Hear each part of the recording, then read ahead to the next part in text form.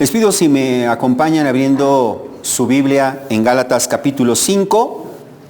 Gálatas capítulo 5 y vamos a leer a partir del versículo 13 y hasta el versículo 18.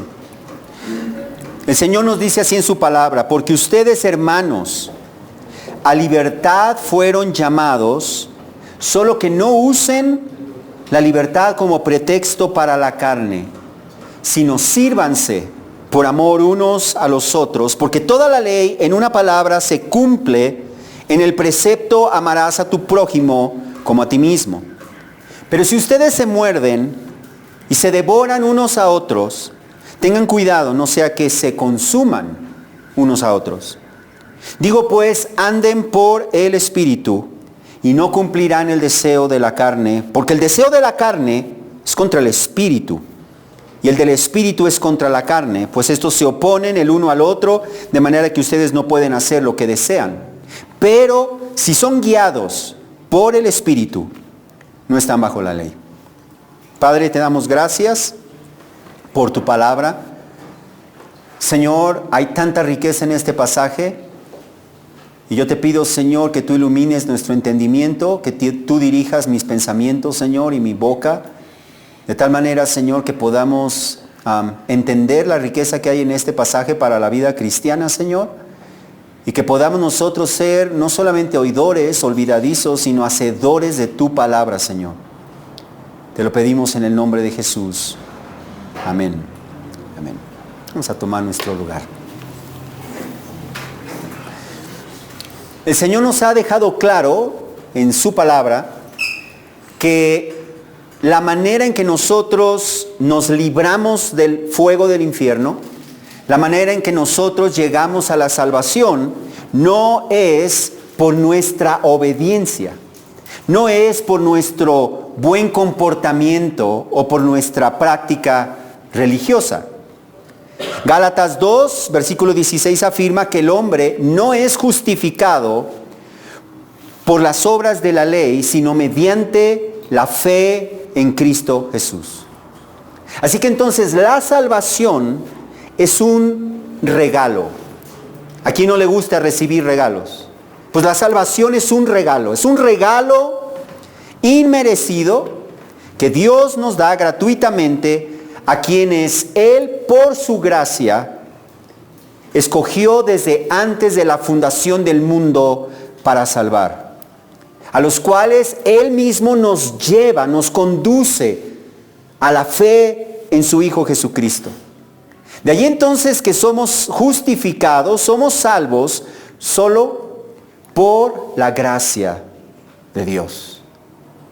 Y solamente por medio de la fe en su Hijo Jesucristo, sin tener que añadir a nuestra fe obediencia a sus mandamientos, ritos, ceremonias o prácticas del Antiguo Testamento para ser salvos o para mantener nuestra salvación. Es por eso que el apóstol Pablo nos ha dicho en Gálatas 5, versículo 1, que para libertad fue que Cristo nos hizo libres. Por tanto, permanezcan firmes en la libertad. Permanezcan firmes y no se sometan otra vez al yugo de esclavitud, refiriéndose a los mandamientos, ritos, ceremonias y prácticas del Antiguo Testamento como yugo de esclavitud. Así que entonces Cristo nos hizo libres para que nosotros vivamos la vida cristiana libres del yugo de la ley del Antiguo Testamento. Fíjate bien, no porque la ley del Antiguo Testamento fuera mala, puesto que proviene de Dios, provino de Dios, sino porque la ley fue dada para el pueblo de Israel y solamente de manera temporal hasta que Cristo viniera a cumplirla. De tal manera que la venida de Cristo ha cambiado, ha traído un cambio radical en nuestra relación con la ley del Antiguo Testamento. Romanos 8, versículos 3 y 4 nos explica que lo que la ley no pudo hacer, ya que era débil a causa de la carne, Dios lo hizo. ¿Qué es lo que demandaba la ley? Obediencia perfecta a los mandamientos de Dios. Y puesto que en nuestra debilidad nosotros no pudimos lograr eso, entonces Dios lo hizo y nos dice cómo lo hizo. Enviando a su propio Hijo en semejanza de carne de pecado. Y como ofrenda por el pecado, condenó al pecado en la carne para que el requisito de la ley se cumpliera en nosotros, que no andamos conforme a la carne, sino conforme al Espíritu. Así que entonces los que hemos creído en Cristo y estamos en Cristo, gracias a la obediencia perfecta de Cristo, que nos ha sido imputada, que nos ha sido tomada en cuenta como si fuera nuestra, entonces el requisito de la ley se ha cumplido en nosotros como si nosotros hubiéramos obedecido a la perfección todos los mandamientos de Dios. ¿Pero qué hacemos ahora? Entendemos que hemos sido justificados, hemos sido salvados por la gracia por medio de la fe, pero ahora ¿cómo vivimos la vida cristiana? Los cristianos tenemos el peligro, dos peligros, dos extremos. Por un lado el peligro del legalismo, pero por el otro lado el peligro del libertinaje, del antinomianismo. Entonces, ¿cómo debemos vivir la vida cristiana entre estos dos peligros, entre estos dos extremos? Y eso es lo que el apóstol Pablo nos enseña. Él nos ha enseñado que los cristianos ya no estamos bajo la ley del Antiguo Testamento. Y por eso debemos permanecer firmes en la libertad con la que Cristo nos ha hecho libres, no volviéndose a someternos bajo el yugo de la esclavitud a la ley del Antiguo Testamento. De esta manera entonces evitamos el extremo del legalismo. Y de hecho en Gálatas capítulo 4 versículo 12 el apóstol Pablo señala que Él se volvió como nosotros, los gentiles que no teníamos la ley, libres de la ley, y nos llama a nosotros a hacernos como Él, viviendo libres de la ley del Antiguo Testamento. Pero vamos al otro extremo. Algunos podrían pensar equivocadamente que entonces si no estamos bajo la ley del Antiguo Testamento, significa que los cristianos entonces somos libres para hacer lo que nosotros queramos, libres para vivir como nosotros deseemos, lo cual conduciría al libertinaje. Porque vivir libres de la ley del Antiguo Testamento, conforme a la verdad del Evangelio, no significa vivir en libertinaje. Pablo mismo señala en 1 Corintios 9, versículo 21, que entre los gentiles que no tenían la ley, él vivía sin practicar la ley, aunque él no estaba sin la ley de Dios, sino bajo la ley de Cristo. Así que entonces los cristianos somos libres de la ley del Antiguo Testamento, no para vivir como nosotros queramos, no para establecer nosotros mismos el estándar y la regla de cómo queremos vivir, sino que somos libres de la ley del Antiguo Testamento, pero cumplimos la ley de Dios viviendo bajo la ley de Cristo. Bajo la ley de Cristo. De allí que entonces a partir del capítulo 5, versículo 13 de Gálatas en adelante, el Señor procede a enseñarnos cómo debemos vivir la vida cristiana. Cómo debemos vivir en la libertad que tenemos en Cristo. Y el pasaje que acabamos de leer y que hoy vamos a estudiar, en este pasaje el Señor nos enseña cómo debemos usar la libertad cristiana y cómo no debemos usar la libertad cristiana. En este pasaje vamos a estudiar, en este pasaje nos habla en primer lugar de la libertad cristiana, de cómo usarla y cómo no usarla, y en segundo lugar nos muestra la clave para vivir usando correctamente nuestra libertad en Cristo. Así que vamos a comenzar ahí en el versículo 13, en donde nos habla acerca, nos presenta la libertad cristiana. Observa cómo el apóstol Pablo comienza en el versículo 13 diciendo: porque ustedes, hermanos, a libertad fueron llamados. Ustedes, hermanos, a libertad fueron llamados. El apóstol Pablo está retomando el tema de la libertad cristiana que él mismo introdujo en capítulo 5, versículo 1, donde nos dice que para libertad es que Cristo nos hizo libres. Cristo nos hizo libres para libertad. Por lo tanto, permanezcan firmes y no se sometan otra vez al yugo de esclavitud, refiriéndose a la ley del Antiguo Testamento. Como vemos allí, Cristo nos ha hecho libres para que vivamos en libertad. ¿Libres de qué? Libres de la condenación del pecado, libres de la esclavitud del pecado, libres del dominio de Satanás bajo el cual antes estábamos, y libres del dominio de la ley, del yugo de la ley del Antiguo Testamento, a fin de que vivamos la libertad cristiana conforme a la voluntad de Dios. Somos libres. Pero Cristo no nos ha hecho libres para que nosotros vivamos como queramos. Ese es el malentendido a veces de los cristianos. Dios me ha hecho libre. ¿Libre para vivir como yo quiera? No. ¿Libre para vivir como tú quieras? No. De hecho, 2 Corintios 5:15 claramente nos dice que Cristo murió por todos. Fíjate bien. Para que los que viven ya no vivan para sí. Ya no vivan para ellos mismos, sino para aquel que murió y resucitó por ellos. Él nos hizo libres para que vivamos para Él. Algo que no podíamos hacer. Éramos esclavos y no podíamos vivir para Dios. Ahora somos libres a fin de poder vivir para Dios. Para eso es que fuimos hechos libres. Pero la pregunta entonces, ¿cómo vivimos para Cristo usando nuestra libertad cristiana? Y Pablo nos enseña, como un buen maestro, él nos enseña, en primer lugar, cómo no usar nuestra libertad cristiana, y luego nos enseña cómo sí debemos usar nuestra libertad cristiana. ¿Cómo no debemos usar nuestra libertad cristiana? El apóstol Pablo continúa diciendo ahí en el versículo 13, solo que no usen la libertad como pretexto para la carne. ¿Te das cuenta? Esa es la manera en la que no debemos usar la libertad cristiana. No como un pretexto para la carne.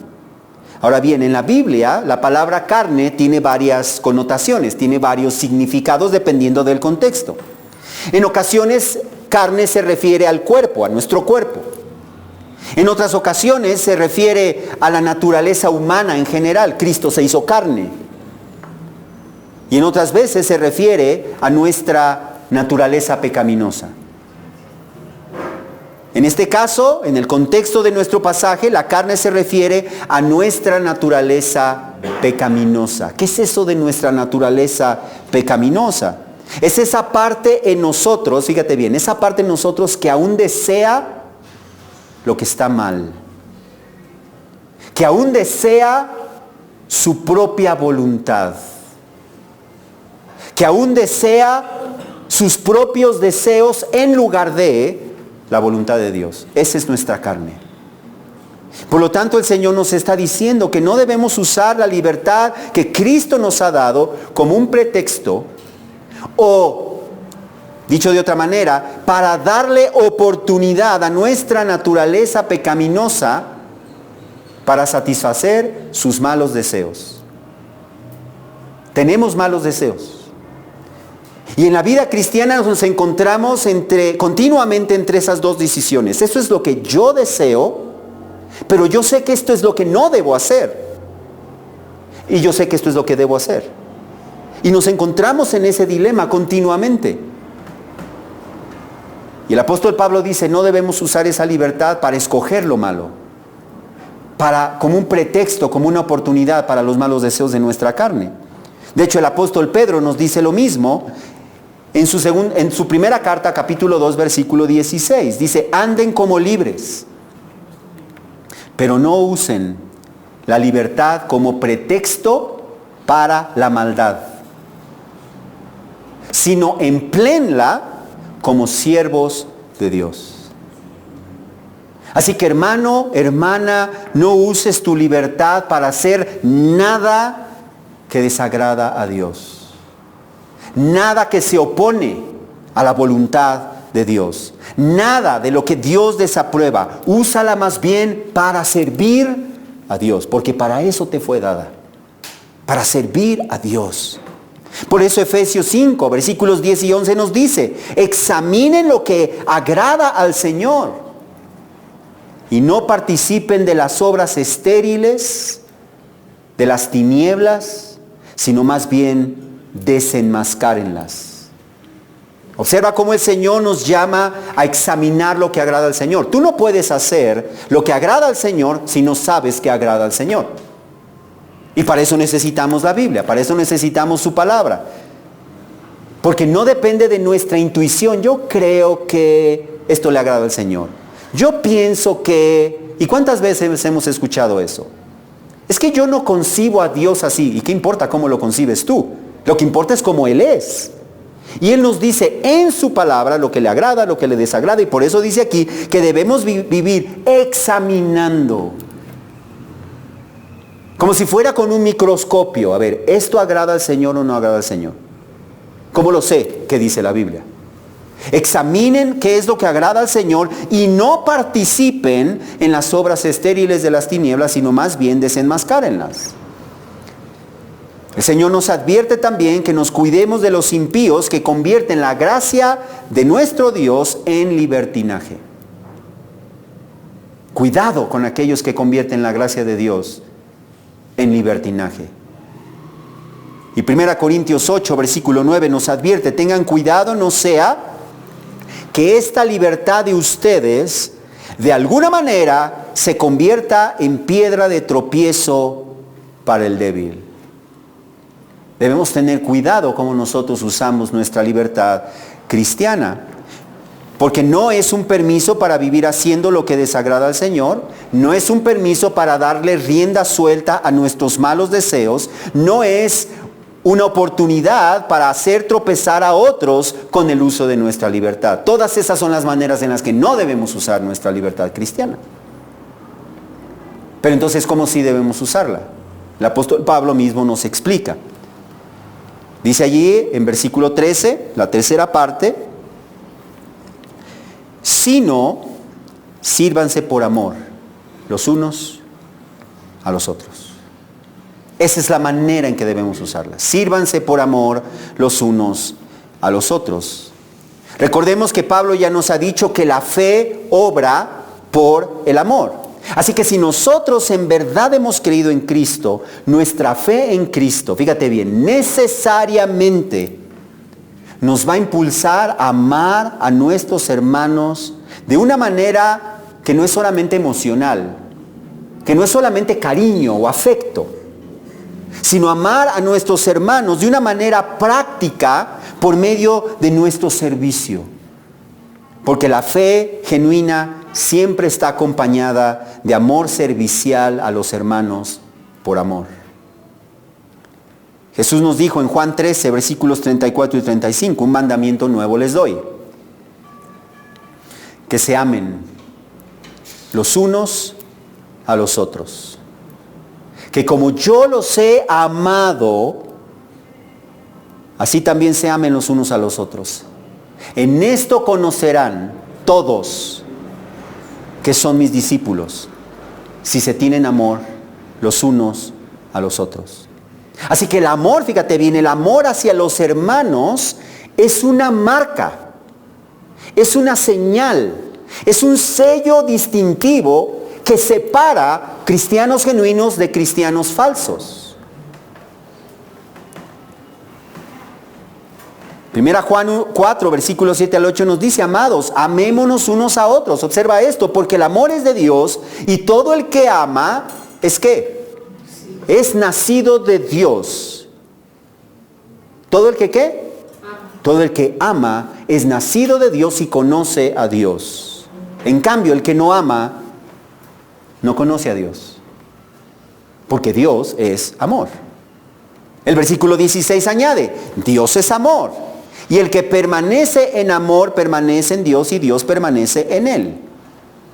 Y versículos 20 y 21 concluyen diciendo que el que, fíjate bien, el que no ama a su hermano, a quien ha visto, no puede amar a Dios, a quien no ha visto. ¿Quién de ustedes puede ver a Dios? No lo vemos, Él es invisible, Él es espíritu. Dice, pues no podemos decir que amamos a Dios, a quien no hemos visto, si no amamos a nuestro hermano, a quien sí vemos. Y este es el mandamiento que tenemos de él, que el que ama a Dios, ame también a su hermano. Pero el amor, fíjate bien, pero el amor a los hermanos es mucho más que un mero sentimiento de afecto, cariño o aprecio. Porque el apóstol Juan nos dice en su primera carta, capítulo 3, versículos 16 y 17, que en esto conocemos el amor. Fíjate bien, en esto conocemos el amor. En que Él puso su vida por nosotros. También nosotros debemos poner nuestras vidas por los hermanos. Y pone un ejemplo, pero el que tiene bienes de este mundo y ve a su hermano en necesidad y cierra su corazón contra él, ¿cómo puede morar el amor de Dios en él? ¿Te das cuenta? El amor no es simplemente un sentimiento de afecto o de cariño. El amor cristiano, que es resultado de la fe en Cristo, es un amor que nos lleva a negarnos a nosotros mismos, que nos lleva a sacrificar nuestra comodidad, sacrificar nuestros deseos, nuestra conveniencia, nuestro tiempo, nuestros recursos, para servir, para buscar lo que es mejor para nuestros hermanos. De hecho, a veces significa reprender, exhortar, es salir de mi comodidad. El apóstol Pablo nos explica en el versículo 14 de nuestro pasaje que el amor sacrificial y servicial es el cumplimiento de la ley. Nos dice, porque toda la ley en una palabra se cumple en el precepto, amarás a tu prójimo como a ti mismo. Amarás a tu prójimo. ¿Cómo es que amar a mi prójimo cumplo la ley al amar a mi prójimo? Pablo mismo nos explica en Romanos a qué se refiere, en Romanos 13, versículos 9 y 10, cuando dice, no cometerás adulterio, no matarás, no hurtarás, no codiciarás, y cualquier otro mandamiento en estas palabras se resume, amarás a tu prójimo como a ti mismo. ¿Sabes por qué? Nos dice enseguida, porque el amor no hace mal al prójimo. Por tanto, el amor es el cumplimiento de la ley. Es por eso que Pablo nos dice, ahí mismo en Romanos, en el capítulo 15, versículos 2 y 3, cada uno de nosotros agrade a su prójimo en lo que es bueno para su edificación, pues ni aun Cristo se agradó a sí mismo. Eso es lo que debemos hacer. No debemos entonces usar nuestra libertad para hacer mal al hermano o inclusive al prójimo. Debemos hacerle bien, debemos servir, debemos ayudar por amor. Eso es lo que debemos hacer. Pero ¿qué sucede si nosotros no usamos de manera correcta nuestra libertad? ¿Sabes a qué nos va a llevar? A todo lo contrario del amor. Nos va a llevar a comernos unos a otros, a mordernos unos a otros, a devorarnos unos a otros. Y es por eso que el apóstol Pablo añade en versículo 15 de nuestro pasaje, pero si ustedes se muerden y se devoran unos a otros, tengan cuidado, no sea que se consuman unos a otros. No hay nada más triste, hermanos, que ver a cristianos mordiendo a otros cristianos, devorando a otros cristianos, despedazando a otros cristianos. Y muchas veces lo más triste es que es usando como pretexto la verdad. Ahora, debemos aclarar, es cierto que debemos luchar por la verdad del Evangelio, eso es cierto. Es necesario señalar y confrontar el error doctrinal, eso es cierto. Es cierto que debemos confrontar el pecado, pero debemos hacerlo aún así con amor. Y debemos hacerlo aún así con humildad. Y debemos hacerlo con mansedumbre. Segunda Timoteo 2, 24 y 25 nos dice que el siervo del Señor no debe ser rencilloso, sino, fíjate bien, sino amable para con todos, apto para enseñar, sufrido. Debe reprender. Pero nos dice tiernamente a los que se oponen, Por si acaso Dios les da el arrepentimiento que conduce al pleno conocimiento de la verdad. Nuestra lucha, hermanos, no es contra carne y sangre.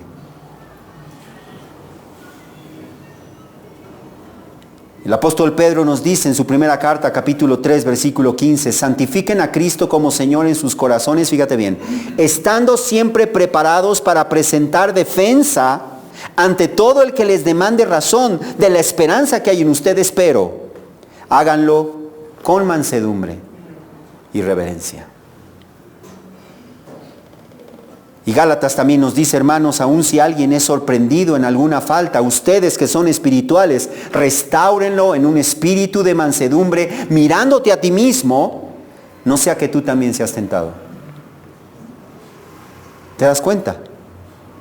Así que entonces debemos evitar 3 errores pecaminosos. En primer lugar, por un lado, el andar murmurando de los hermanos, criticando a los hermanos, hablando mal de los hermanos a sus espaldas, en lugar de hablar, de orar por ellos y de acercarnos a ellos para exhortarles si es que hay algo que están haciendo en contra de lo que Dios dice en su palabra. Pero por otro lado también es un error hacernos de la vista ciega ante el error doctrinal o ante una conducta o actitud incorrecta de un hermano por el temor acercarnos a decirle lo que está haciendo incorrectamente. Eso también es un error. Eso es una falta de amor. Pero tampoco debemos ser ásperos, duros, insensibles, desconsiderados al confrontar a cualquier hermano en Cristo, incluyendo en nuestra propia familia, con el error que están cometiendo. Amar al hermano busca lo mejor para él. Amar al hermano involucra servirlo. Y eso en ocasiones incluye mostrar con amor, humildad y mansedumbre un error, orar con él, orar por él, con la intención de que trabaje en ello y lo supere. Pero ¿cómo hacemos eso, hermanos? Si nosotros nos encontramos entre esa lucha constante, ¿sí?, entre los deseos de mi carne, lo que yo deseo hacer, lo que yo siento hacer, y nos encontramos por otro lado los deseos del Espíritu, ¿cómo sorteamos esa lucha entre esos 2 deseos? Y eso nos trae a nuestro segundo punto, que es la manera de vivir en esa libertad cristiana. Y la manera de vivir en la libertad cristiana es andando por el Espíritu. Esa es la manera. Observa cómo el apóstol Pablo dice en versículo 16, digo pues, anden por el Espíritu. Resultado, fíjate bien, anden por el Espíritu, resultado, y no cumplirán el deseo de la carne. Si nosotros somos cristianos genuinos, nuestro deseo no es complacer los deseos de nuestra carne. Queremos hacer la voluntad de Dios, pero a veces nos encontramos haciendo todo lo opuesto a la voluntad de Dios. ¿Cuál es la clave? Dice allí, anden por el Espíritu y como resultado no cumplirán el deseo de la carne. Así que entonces la clave está, para no darle gusto a nuestra naturaleza pecaminosa, es aprender a andar por el Espíritu. Esa es la clave. Esa es la tarea que tenemos. Aprender a andar por el Espíritu. Ahora bien, la palabra andar comunica la idea de vivir. Así que el Señor nos está llamando a vivir por el Espíritu. A vivir siguiendo el Espíritu. A vivir bajo la influencia santificadora del Espíritu. Vivir bajo el consejo del Espíritu. Tienes que escuchar al Espíritu. Eso no es nada místico. Romanos 8, versículo 9 nos dice claramente, fíjate bien, que el Espíritu de Dios habita en ustedes. Si tú eres un cristiano genuino, el Espíritu de Dios habita en ti. Porque si alguien no tiene el Espíritu de Cristo, no es de Cristo, no es cristiano. Así que todo cristiano genuino ha recibido el Espíritu Santo y el Espíritu Santo vive, mora permanentemente en ti. No se aparta, no se va en la noche cuando te duermes. No se queda en tu casa esperándote mientras vas al trabajo. El Espíritu Santo vive en ti, mora en ti. De tal manera que, como dice allí mismo, los cristianos genuinos ya no están en la carne, sino en el Espíritu. Eso no es algo que tú tienes que hacer. Si tú creíste en Cristo, tú has sido puesto en la esfera de la influencia santificadora del Espíritu de Dios. Y el versículo 14 añade que todos los que son guiados por el Espíritu de Dios, los tales son hijos de Dios. Eso significa una cosa: si tú no eres guiado por el Espíritu de Dios, consecuencia, tú no eres hijo de Dios. Los hijos de Dios son guiados por el Espíritu de Dios. Ya no estamos en la carne. Ya no somos esclavos de nuestros malos deseos, aunque todavía tenemos malos deseos. Todavía tenemos malos deseos. Pero ya no estamos obligados a satisfacer esos malos deseos, porque ahora somos guiados por el Espíritu de Dios. Él nos está guiando, fíjate bien. Dentro de nosotros, Él nos guía y nos motiva no a ceder a nuestros malos deseos. Él nos guía, nos motiva aún a arrepentirnos cuando hemos pecado, a abandonar el pecado, a deleitarnos en obedecer a Dios. Eso es lo que hace el Espíritu. Y por eso el Señor nos anima a dejarnos guiar por el Espíritu. El Espíritu Santo no es una maneja marionetas. Nosotros tenemos que cooperar con el Espíritu Santo, dejándonos guiar por Él.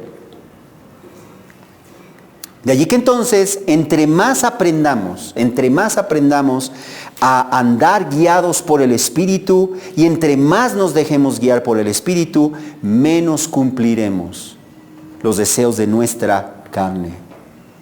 Pero de la misma manera, hermanos, de la misma manera, entre menos nos dejemos guiar por el Espíritu, más cumpliremos los deseos de nuestra carne.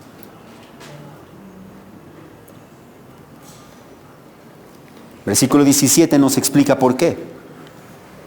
Porque el deseo de la carne es contra el Espíritu, y el del Espíritu es contra la carne, pues estos dos se oponen el uno al otro. Así que entonces el problema para andar por el Espíritu es que los deseos de nuestra carne se oponen a los deseos del Espíritu. Pero de la misma manera los deseos del Espíritu se oponen a los deseos de nuestra carne. Y esa lucha constante es tan intensa que el versículo 17 nos advierte, de manera que ustedes no pueden hacer lo que desean. Quisiéramos vivir haciendo la voluntad de Dios, pero están los deseos de nuestra carne molestándonos, y siempre tú vas a tomar una decisión: o le hago caso a mi carne o le hago caso al Espíritu. Así de simple es la vida cristiana. La pregunta es: ¿a quién le haces caso? Ay, me gustaría decir que siempre le hago caso al Espíritu, pero no es cierto. Muchas veces quiero hacer la voluntad de Dios, pero muchas veces me encuentro dándole rienda suelta a los deseos de mi carne. Y por eso dice: no puedo hacer lo que yo deseo, porque hay esa lucha.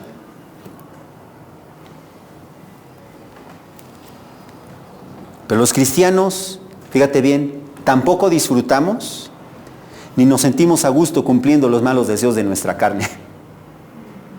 Porque cuando hacemos los deseos de la carne me siento terrible. Entonces me encuentro en esa disyuntiva. Porque el deseo del Espíritu, fíjate bien, que habita dentro de ti, que habita dentro de mí, luchará en contra de esos malos deseos, de modo que tampoco podemos deleitarnos en el pecado como antes lo hacíamos. La clave entonces es aprender a andar más por el Espíritu, a dejarnos guiar más por el Espíritu. Y Romanos 8:5 nos enseña cómo. Porque no es nada místico, no es, ya estoy guiado por el Espíritu. No es eso, Romanos 8:5 nos enseña que los que viven conforme a la carne, fíjate bien, ponen la mente en las cosas de la carne.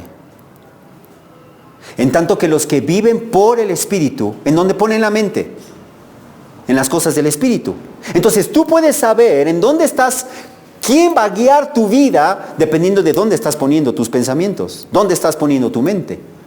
Si tú pones tu mente en las cosas de la carne, entonces vas a vivir conforme a la carne.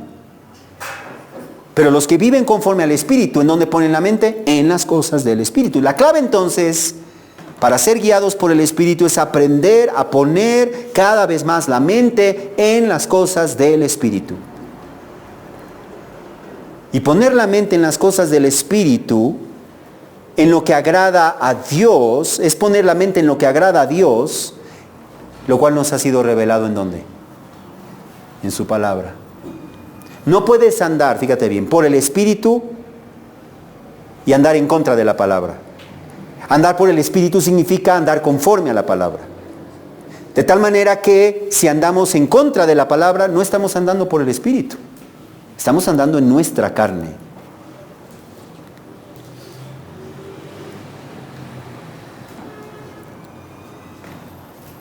Eso nos lleva entonces a que debemos conocer la palabra de Dios. De tal manera que cuando tenemos que decidir, ¿qué hago aquí? Ok, ¿qué dice el Espíritu? Sé lo que dice el Espíritu porque sé lo que dice la Biblia. Esto es lo que dice el Espíritu. Entonces eso es lo que voy a hacer. Se acabó el dilema. Suena fácil, ¿verdad?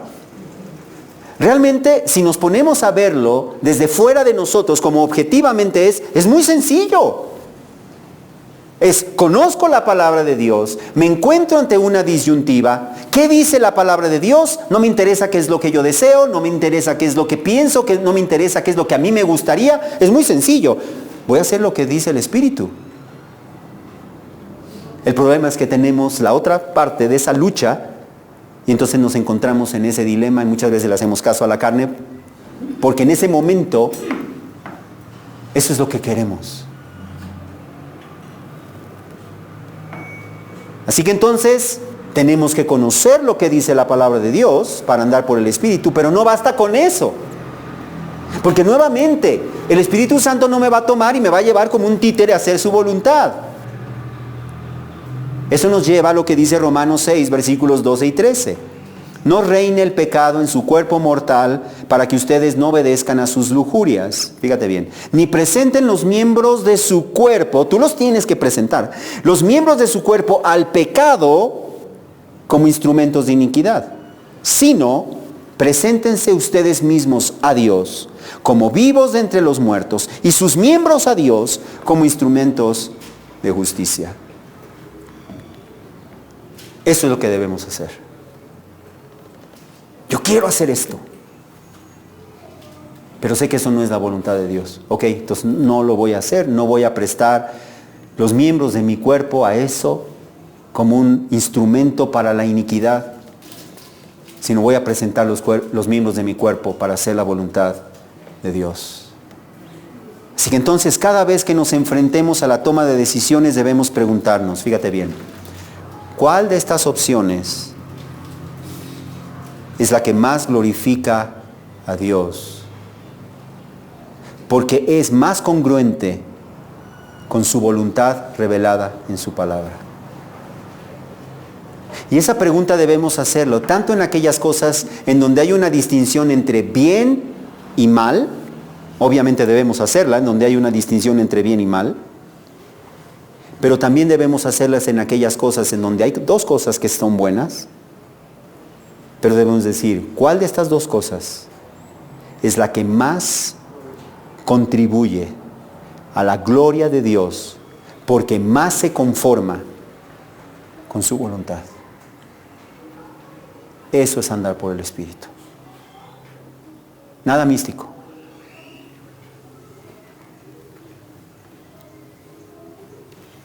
Así que entonces, hermanos, no debemos actuar conforme a nuestros deseos, ni conforme a nuestras emociones, sino conforme a lo que el Espíritu de Dios dice en su palabra. No debemos presentar los miembros de nuestro cuerpo como instrumentos al pecado, sino a la justicia, es decir, a la voluntad de Dios. Y por eso Pablo concluye diciendo en versículo 18 de nuestro pasaje, pero si son guiados por el Espíritu, no están bajo la ley. Porque el Espíritu no nos va a llevar, fíjate bien, a vivir en contra de la voluntad de Dios. ¿Cuántas veces he escuchado, oré tanto por esto, y yo siento que Dios me ha guiado a esta decisión, pero se opone a la voluntad de Dios? Eso no fue el Espíritu. Así de simple. No importa cuánto hayas orado, no importa si hayas ayunado, Si lo que estás haciendo va en contra de lo que dice este libro, podrá haber sido un espíritu engañador, podrá haber sido un demonio, pero no es el Espíritu de Dios, porque el Espíritu de Dios jamás te llevará a desobedecer lo que Él mismo nos ha dicho en su palabra. Al contrario, Él siempre te va a llevar a someterte a lo que Él dijo en su palabra. Así que, hermanos, andemos por el Espíritu, andemos por la palabra y no cumpliremos los malos deseos de nuestra carne. Vamos a orar. Padre, te damos gracias, Dios. Señor, necesitamos aún de la fortaleza de tu Espíritu para tomar estas decisiones diariamente en nuestra vida, Señor. A veces nuestra carne, Señor, nos traiciona y cuando menos nos damos cuenta ya reaccionamos conforme a nuestra carne, Señor. Ayúdanos a detenernos cuando queremos, sobre todo cuando queremos reaccionar, a detenernos y a decir, pero ¿cuál es el deseo del Espíritu? De tal manera, Señor, que nos dejemos guiar por tu Espíritu Santo, Señor. A fin de que vivamos para la gloria de tu nombre. Ayúdanos, Señor. Somos débiles, somos de carne y hueso, pero también sabemos que tú te glorificas en nuestra debilidad. Que cuando nosotros somos débiles, entonces somos fuertes en Cristo. Señor, y que tú estás obrando en nosotros tu perfecta voluntad. Ayúdanos, pues, a andar por el Espíritu y no conforme a los deseos de nuestra carne. Ayúdanos a crecer en eso. Ayúdanos a esforzarnos cada día en eso. Ayúdanos a no conformarnos con lo que hemos logrado, sino a seguir creciendo, Señor, en vivir bajo la dirección de tu Espíritu, Señor, que es vivir bajo la dirección de tu palabra. Te lo pedimos, Señor, en el nombre de Jesús. Amén.